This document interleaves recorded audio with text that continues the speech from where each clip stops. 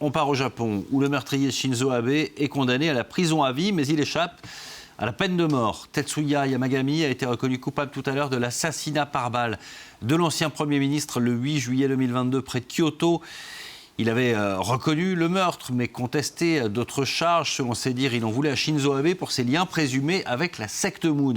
On retrouve Mélodie Sforza en direct depuis le Japon, depuis ce tribunal de Nara. Bonjour Mélodie, est-ce que ce procès a permis d'en savoir plus sur le profil et les motivations de l'assassin ?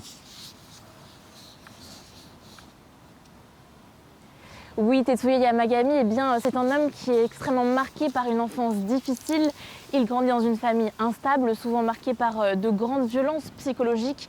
Son père se suicide alors qu'il n'a que 4 ans et à partir de 2002, sa mère commence à faire des dons massifs à une secte, l'Église de l'Unification. Au total, elle leur donnera près d'1 million d'euros de dons. À l'école, ses anciens camarades de classe, les anciens camarades d'école de Yamagami, le décrivent comme un enfant discret, souvent très seul. Il passe ses récréations tout seul, il déjeune à la cantine tout seul. Devenu adulte, Yamagami n'a pas d'argent, donc il ne peut pas faire d'études. Il s'engage donc dans les forces d'autodéfense japonaises. C'est là qu'il acquiert une grande compétence dans les armes à feu artisanales. Ces mêmes armes à feu qui lui serviront à tuer Shinzo Abe quelques années plus tard. Il quitte ensuite l'armée et donc il se retrouve dans une situation extrêmement précaire, sans emploi. C'est là qu'il réfléchit sérieusement à tuer Shinzo Abe. Il espère qu'en tuant une personnalité aussi importante, aussi influente que Shinzo Abe, cela mettra en lumière les ravages de l'Église de l'Unification. Mélodie, comment ce procès a été suivi par la population japonaise ?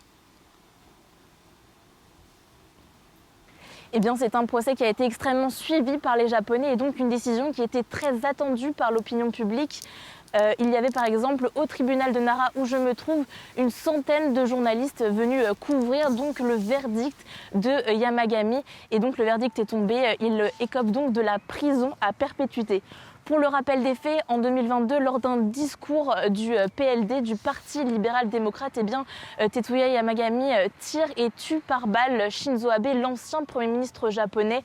Cet assassinat a profondément marqué le Japon, mais aussi toute la communauté internationale, car pour rappel, les violences par arme à feu sont extrêmement rares dans l'archipel.